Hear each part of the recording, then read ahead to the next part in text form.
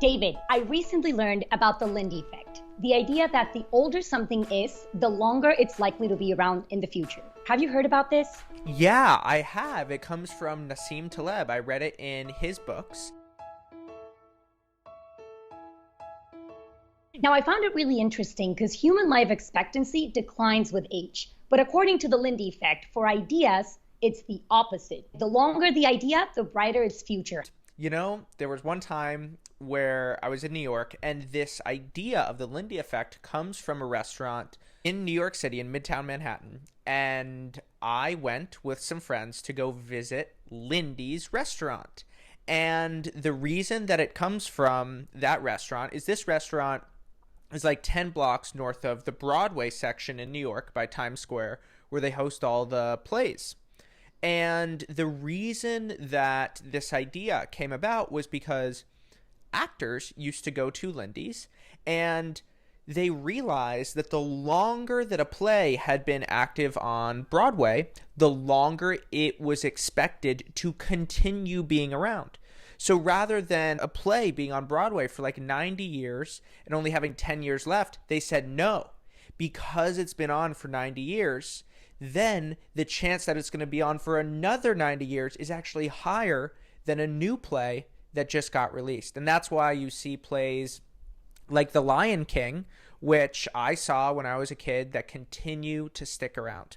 But the Lindy effect isn't always correct. And I've been thinking a lot about this because, at least when it comes to education, sometimes the world changes. And that's exactly what's happened. Right now, everyone has a smartphone. And now with the 4 billion people who have had access to the internet, and many of those people with smartphones, all of them connected to other humans, that is a serious way that the world has changed. And when the world changes, it does sometimes invalidate the Lindy effect. But here's why I think it's good. Our instinct is to do things that are geared toward the future. So we're always reading and exploring and wanting to know and research the last new thing. But we also need to make sure that the content and the approaches or the methods that we're betting on or that we're exploring are still relevant both today and at some well-defined point in the past. So as it turns out, a lot of the things that you and I talk about and our beliefs about education come from ideas that have actually been around for many, many, many years. Ideas that could be considered Lindy. And today we're going to be covering 5 of them. The first one is learning by doing and mimicking, the Socratic method, teaching as entertainment, microschools with mixed age groups, and the teacher's role in the learning process. So according to the Lindy effect, the fact that these ideas have been around for so many years is a good predictor that they will continue to be around for years to come. But before we start, David, what is your show and tell item for today? So I brought a book, and I brought this book because for 2 reasons. The first one is that it is the book about Edward Snowden. It's called Permanent Record. And I saw it on bookshelves for the first time probably 5 years ago. And I try really hard not to read new books because actually my book club is called the Lindy Literary Society. And the reason that we call it that is because we let time be the judge of quality, and we only read books that are Lindy. So we've been reading a lot of old books. That's basically all we do. We read books that were usually written between like 1910 and 1990. But this book is a little bit newer than that, and I let time and a bunch of friends recommend it to me before I decided to read it. But also, we're going to be talking about the Socratic method. And I just moved to this house, and I'm living with 5 friends. And one is super into privacy and security. And so we decided that we would all read the book together. And we are going to, in a very Socratic way, work through the ideas here. So we're going to read the book and then learn through conversation, which is one of the things that Socrates recommended in his philosophy of education. What did you bring? Amazing. David, I also brought a book. I brought a book called The One World Schoolhouse by Salman Khan, who is the founder of the Khan Academy. Khan Academy. Yep, Khan Academy. And very much like you, the reason why I brought this for show and tell for the Lindy effect is because one of the things we're going to be talking about are micro schools. And micro schools are actually like the updated version of the one-room schoolhouses, which were around since the 18th century. So we're going to be talking about this. I love this book, and he covers how we should go back to this idea of teaching in this micro school, one-room schoolhouse model. So I'll leave it there so that we can talk about it later, but that's my show and tell for today. And this actually transitions to this idea that, as we mentioned earlier in this talk, a way to go forward is to return to certain old models or methods or approaches that have been around for a long time, but that maybe have been cast aside in the name of progress, which is what we tend to see in education.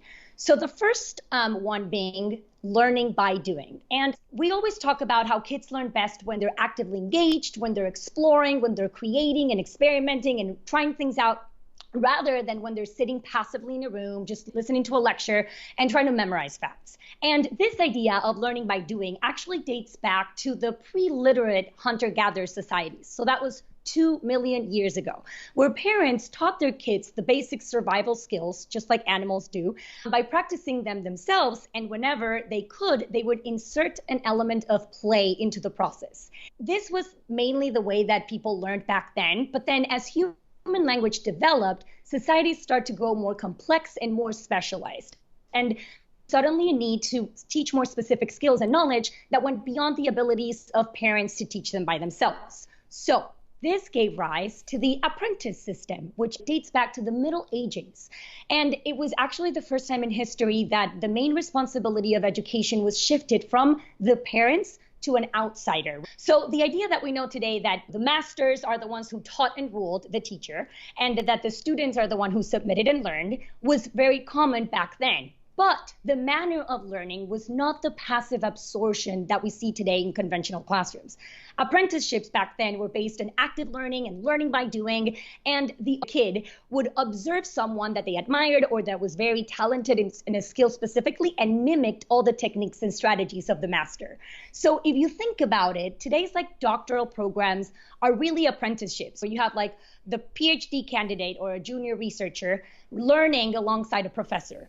Same with medical residency programs where they're really apprenticeships, or, teaching programs like the ones that I did. I was really doing an apprenticeship program for a long time. So although this idea of learning by doing and apprenticeships have been mostly cast aside by conventional schools, we still see them in Montessori approaches, or, as we're going to talk in a moment, some MBA schools. And I believe that it's coming back. And if you think about it, are ideas that are so old and that still make sense and still work. So I am betting on kids probably starting to go back to learning by doing, and also maybe even joining apprenticeship programs or trade schools or boot camps where they're going to pick maybe a specialization or something that they want to really learn about from someone that they really admire, and then gain skills on that from an earlier age. That's one of my predictions based on this Lindy idea. Thoughts? I'm going to take this in the most surprising direction. So there's this country song called Watching You by Rodney Atkins. And it's all about how boys mirror their fathers and how they look up to their parents. And so this is the chorus. He said, I've been watching you, Dad, ain't that cool? I'm your buckaroo, I want to be like you and eat all my food and grow as tall as you are. And I think that line, as poorly as I sang it, is just a beautiful illustration and of how people just copy others. And even the root of ape, which is what humans are, shares the root with the word imitate. And humans are imitative creatures. That's the best way that we learn. And, it's funny, I've been living with my family for the past many months until recently. And one of the things that they always said was, you couldn't pay attention in class, but you were so good at just copying other people and sort of mirroring them. And I used to mirror people's baseball stances and their swings and golf swings too, and imitations. And I think that that's a lot of the way that we learn. We copy other people directly, and then we figure out what is it that we like about copying them, what is it that we don't like, and then through that, by actually trying on other personalities, we then discover who we are. This is why a high schooler in America will start off at like buying clothes at Hot Topic and then go to Abercrombie and Fitch and then go to Vineyard Vines.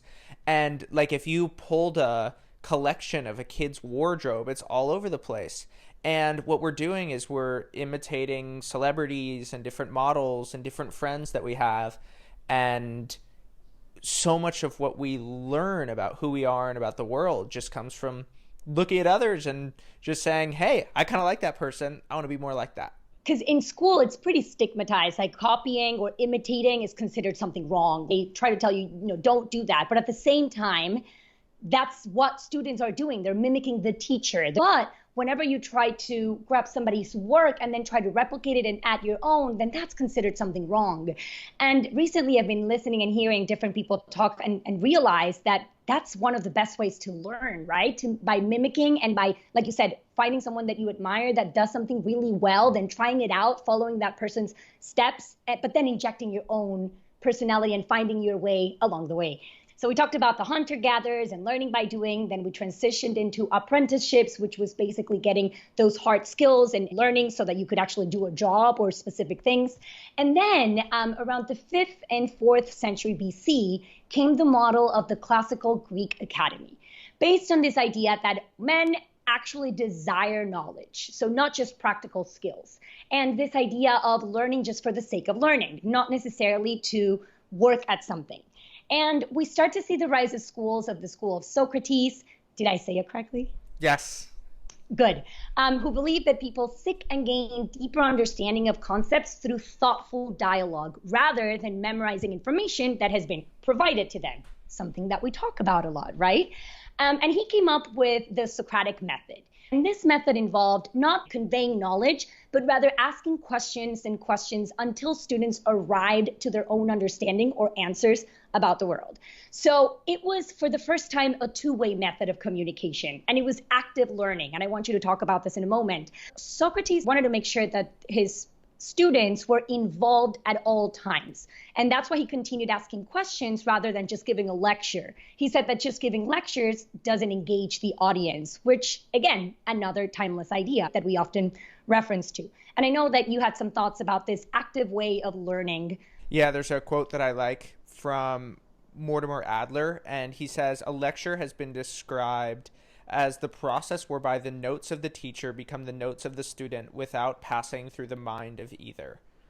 And it's really powerful because, if you talk to college students about how they write their papers, my sister said straight up, you got a better grade if you just parroted what the teacher said. And so I took a class at Columbia, and that's what everyone did, including me when I got in this school environment. You just write down what the teacher says word for word, and then you basically just sort of regurgitate that back to the teacher. And there is an idea from Plato's Symposium that I think hits at a lot of the ways that we do learning wrong. We have this idea that people are like computers, where if you just give people information, like I have a friend who uses this term, like you download information from somebody, but like that's just not how learning works. You can't just download someone's ideas. And this is one of the things that once you get into marketing that you really begin to learn, because you see empirical proof of this.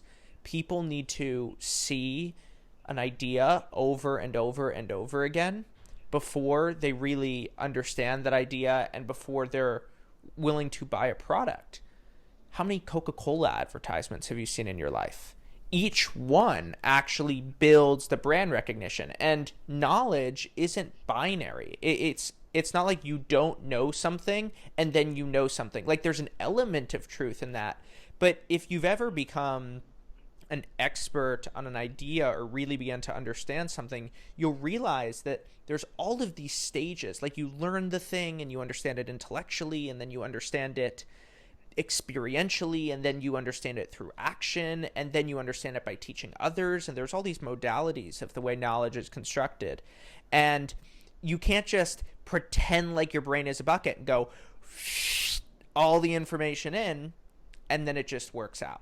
Some MBAs use this approach, the Socratic method approach. And for example, HBS has the case study. And I had the opportunity to go to several classes, and I loved the engagement, how everyone was on their toes because they could be called at any second. The teacher came in with an idea of what they were going to be discussing. Really, the questions and the comments that came up in the class and in the audience were what was driving the lesson. So again, this idea of Socrates arrived to the answers through discussion and thinking and grappling through ideas, and he kept them on their toes, which is something that we're going to talk about a little bit later. But it's one of the things that Socrates really believed in. He said, it's not forcing people to learn. That doesn't work. It's about engaging them and making them want to learn, which, again, a timeless idea. We talk about this a lot. And it dates back to the 5th and 4th century BC, right? So these ideas just keep coming back. And of course, this model was very elitist, especially back then. Like, not a lot of people could afford just hanging around Socrates and just talking about the good and the true. Most of the people needed to harvest their crops or weave the textiles.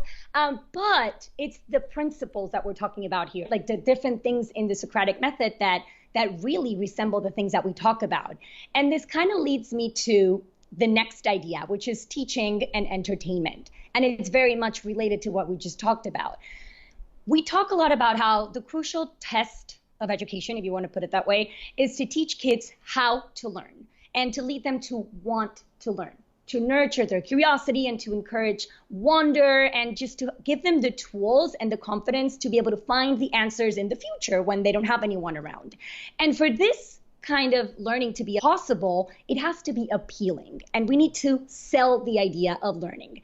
And that is not common in today's conventional systems. The teachers just kind of impose it. But for Socrates, again, the most important order of business was to engage the person. So he did not believe in forcing it. He believed in engaging. And he used different ways of doing it. The cold calling, he said that just by using a bit of sarcasm and irony and just calling people randomly without them being known that they were going to be called, that kept them on their toes. And just the discussions were so rich that everyone just wanted to learn more because they had the opportunity to participate in the learning. Also, in the second half of the 5th century BC, the sophists, which were also teachers, but unlike Socrates, they were paid and they had like a different way of doing things, but they also used tools of philosophy and rhetoric to entertain, impress, and persuade the audience. That was kind of the goal. So it also blew my mind how that way back then, so many centuries ago, that was the main purpose, right? To entertain, to persuade the audience, and to engage them. And that's kind of what we advocate nowadays that educators should be doing. I was reminded of what I could say now are two different models of education, and you could call them the Socratic method of entertainment and persuading people to enroll in what's being discussed. And enrollment isn't just signing up for something, it's bringing your heart as well as your body to an experience. And then on the other side, we have the B.F. Skinner model. And what Skinner did, or like a Pavlov model, where what you're doing is you're sort of gaming human psychology, saying, okay, we've studied certain things on rats and cats, and we see that certain things work. Now let's apply that to humans. And I was talking to a friend last week, and she went to Brown, and Brown doesn't have grades. And you can also create your own classes if you can get a teacher to support you. And what we ultimately concluded is that the Skinner and Pavlovian model basically reduces the variance while capping the upside of an educational experience. So what you get of the benefit is you get everyone has an incentive to get good grades, and if you don't pay attention, you will be punished. That is how we think of a lot of school. But the flip side of this, and this is the more Socratic Brown methodology, is there's no grades. But we are going to design an experience where you are here because you want to learn, because you love to learn, and for no other reason. And once again, it increases the variance. There's no doubt that there is a number of people in society who, given that, I mean, me for the first 20 years of my life would say, well, no point of going to class today then. That's who I was. And now that I'm a very curious learner and have built up those muscles, that sounds great. It is the very fact that there is no outcome that makes things wonderful for me when I'm learning. And we have talked a lot about this as we've thought about rite of passage. We had a suggestion from an MBA friend last week that you should work to add a credential for rite of passage. And I refuse. I don't want students who are doing anything for the credential. I don't want to follow a Pavlovian or Skinner model. I want enrollment, and then for people to learn for the joy of learning. And I am willing to accept the trade-offs of that. I think that now there's so many options out there that people are starting to migrate to what they're interested in or what calls their attention. So, for example, when you said that you started to work on those muscles, no one was forcing you to do things anymore. So you started to go in the direction of things that called your attention, that caught your interest, and you're like, oh, this sounds interesting to me. So I feel like that there's a big opportunity in the education space to work on that and to have all these alternatives that make it appealing for kids to go there and to say, I really want to learn with this teacher. I really want to do this. Yeah, the problem with the word education is it's a top-down process. And sometimes top-down is really good. But it is the teacher directing the experience for the student. Mm-hmm.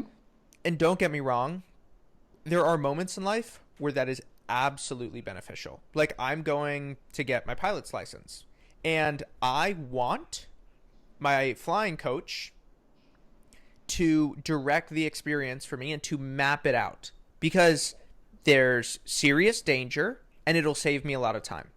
But that works because I've enrolled in that experience. But if you have education as top down, you have learning as bottom up. And Steve Jobs, in his famous Stanford commencement speech, says that the dots can only connect in retrospect, and somehow your intuition already knows who you want to become. And it's always worth considering when you get into a learning experience. Is this an education experience? Is it learning?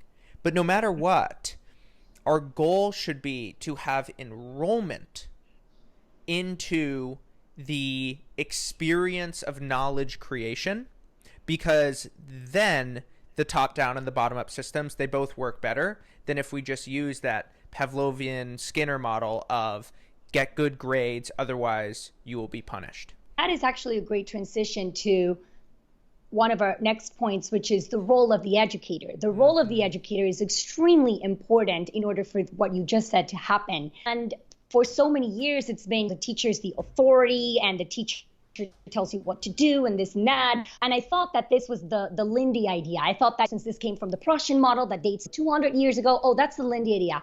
Turns out that you go even further back to Socrates' times, and he would say over and over again, my role as the teacher is not to put knowledge into an empty mind, but to draw wisdom and clarity through questions and dialogue. And we talk about this a lot, that the teacher is now more of a facilitator, of a guide that has an idea of what the topics are going to be, but really lets the kids or the students be the ones who guide the discussion.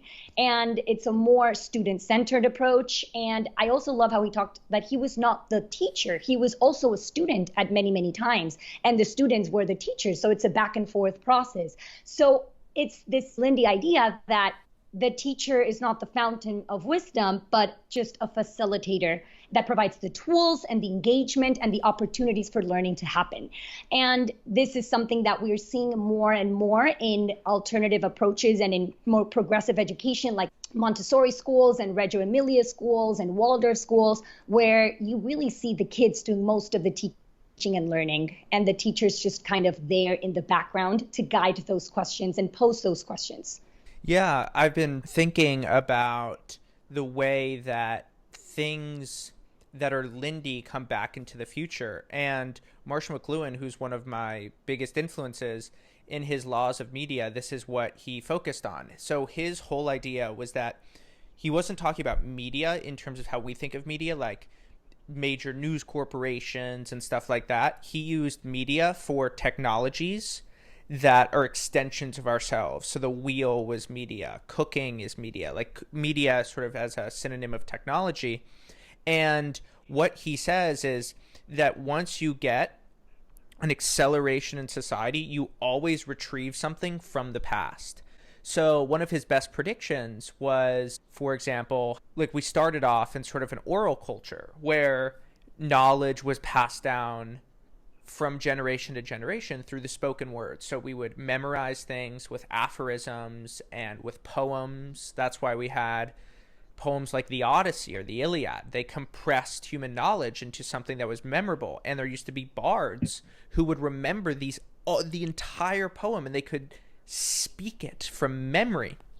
So we started in this oral society, and then after the invention of writing and Gutenberg with the press, we became a textual society, basically. And what he saw was that what electric media was doing, television, the internet, was actually retrieving these oral patterns of thought.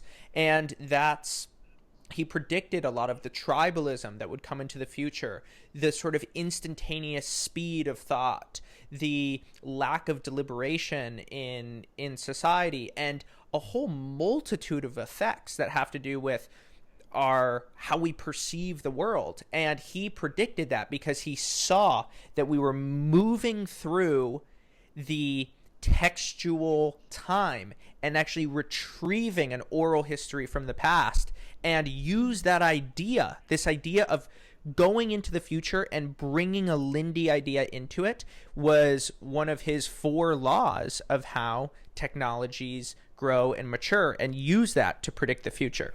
I love that. And I guess it takes us to our last idea that we're discussing today, which is very Lindy, and it's the one-room schoolhouses that I talked about at the beginning. So today, a very popular term that we keep hearing are micro schools. And it's become even more popular now that with the pandemic and everything, but it's essentially a form of homeschooling, but with a bigger crowd. So you have 5 to 10 kids and you learn with an adult that can be either a parent or a teacher. And it's a more flexible approach, and it's not 8 hours a day for 5 days a week. It's way more flexible. The kids can be more self-paced. And one of the biggest ideas here is the mixed age group. When you think about it, there's nothing natural about segregating kids by age. That's not how families work. It is not what the world looks like. And it really runs counter to what kids have learned and the way they've socialized for most of human history, as we've talked about since the hunter-gatherers, right? You didn't have this age segregation. That's fairly a new idea.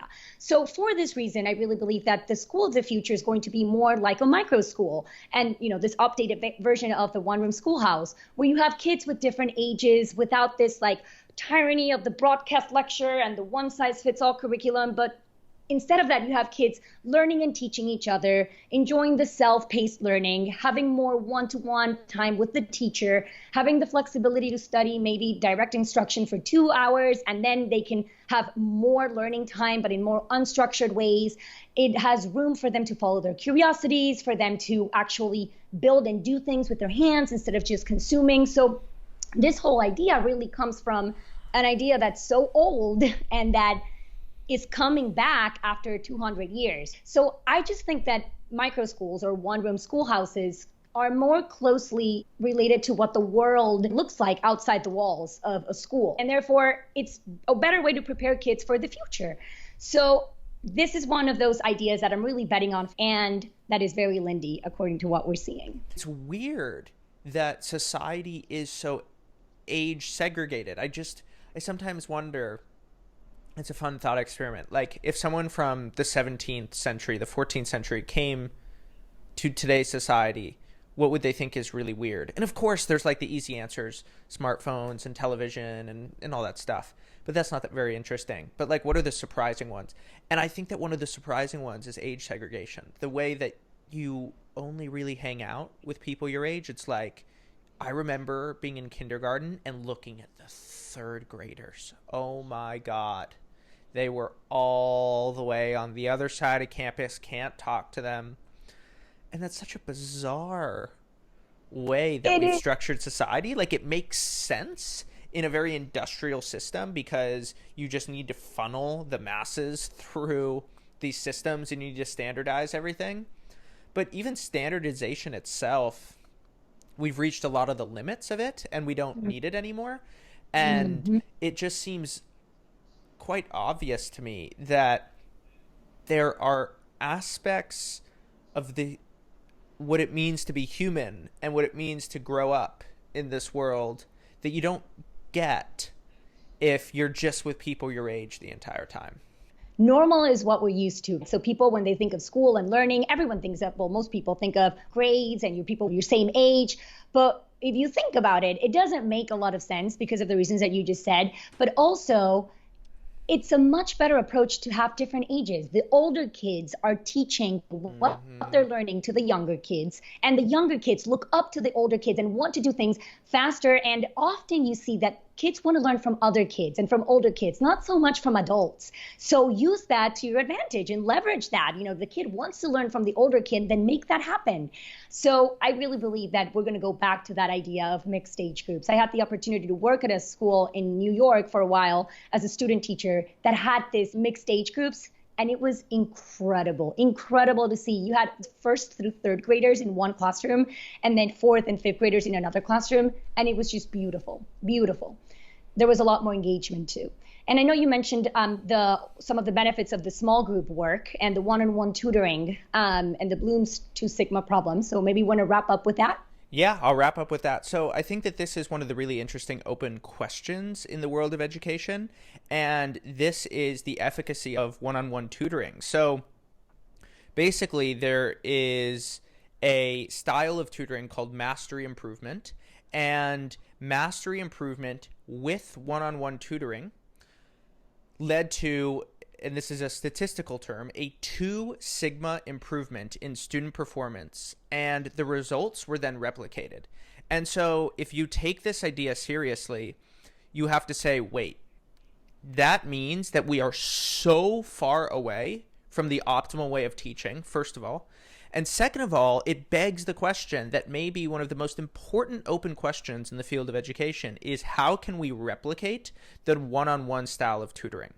What is it about tutoring that then leads to these outcomes? Is it the enrollment? Is it the fast feedback and ability to ask questions? I don't know. These are open questions that we as a field need to be thinking about and have top of mind so that we can scale the one-on-one tutoring and bring these results to a much wider set of people. So if I were to summarize everything that we talked about today, we started off with learning by doing and mimicking. And Anna talked about hunter-gatherers, apprenticeships, vocational schools. Then we moved on to the Socratic method. And we talked about active learning. Information isn't something that you can just download into your brain. You can't just pour ideas into your mind like you pour water into a bucket and it'll just fill up. No, you have to repeat ideas over and over again. And this is one of the things that places like Harvard Business School really understand. Then we spoke about how the sophists incorporated entertainment and persuasion into their communication style and how we should be finding the synthesis between teaching and entertainment rather than seeing them as total opposites so that we can get enrollment. Then we spoke about the teacher's role in entertainment. So we went back to Socrates and we spoke about how the students can lead the discussion, they can lead the questioning in the classroom, and that teachers can sell the idea of learning rather than just enforcing it. And finally, we ended with micro schools inspired by Sal Khan in the one-room schoolhouse, where throughout human history and in adolescence, kids have been with people of other age ranges, and now we only learn with people who are our same age. And we spoke about how these micro schools are going to be smaller, they're going to be more personal, maybe even more like Bloom's Two Sigma. Tutoring have that benefit. And finally, because they're smaller, because they're more community oriented, in order to be big enough, they're going to draw from a bunch of different age ranges. So as it turns out, and as the Lindy effect explains, all these ideas that we have about the future of education and what works have actually been around for many, many, many years. So hopefully we can start to bring them back. Woot woot!